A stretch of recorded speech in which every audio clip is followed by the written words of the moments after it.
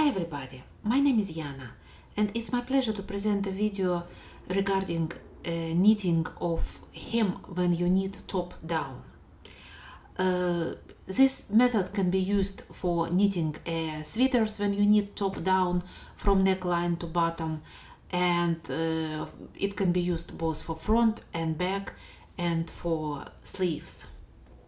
To show this way of knitting, I made a swatch. I just knitted around 25 rows of plain stockinette, and now I begin to make my hem. To show exactly how will it work, I will choose a strand of contrast yarn. It's not because of I want to knit my hem with a contrast yarn. I just want to use a contrast yarn to show you how this hem built up. But of course, for in real life, for real hem, I will use the same color of yarn. I put each second needle forward and begin to do E-rub. I am doing E-rub only on each second needle. And I used a separate strand of yarn, not the same yarn that I have in my carriage. It's pretty important to do it because if you will use this yarn, if you will have too stretchy loops, too big loops, you will use this yarn to stretch it up. Now I begin to knit my hem. I decided to knit 20 rows and I choose a tension number 0. The tension of my main fabric is number 2, and I usually goes down 2 or 3 numbers. So if I knit in a number 2, so I knit my hem in number 0 tension. Now I hang all my loops to my needle. So I hang each loop for each second needle. It's very fast to hanging that way because of you. It's very easy to see these loops, and it just takes few minutes to do it. And now it's two options. The first option to knit one row and make a regular bind off. This way, I prefer this way because if you will get stretchy chain and you can easily control it. Another possibility to make a loop in loop bind off.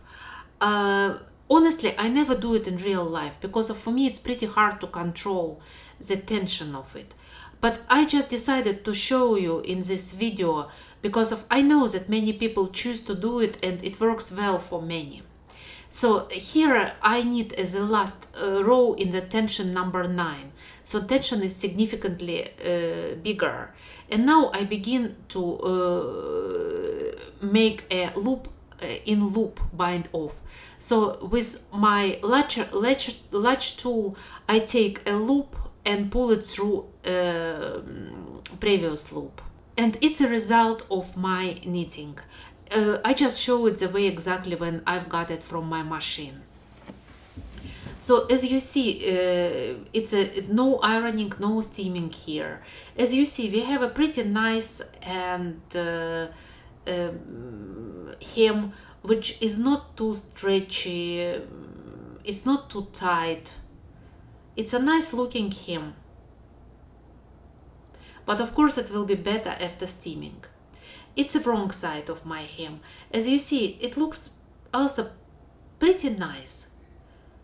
And this colored yarn, which I choose to show you how this hem is built up, you see how little you can see it. If in case that you will have a long loops of yarn when you hang your yarn on needles, you can use ending of this strand of yarn to tighten it. You just pull your pull this yarn, which I have here, colored yarn, and tighten it up. Here is my hem after I steamed it. And here is the purl side of my knitting.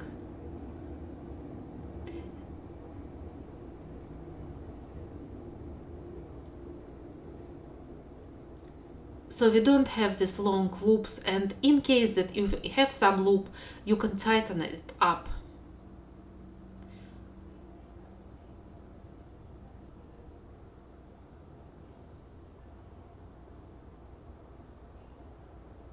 So this way you can control your loops. And basically it was all I want to show, and I hope you enjoy this video and you will use this technique in your garment. It was Yana. Thank you very much for watching. Goodbye.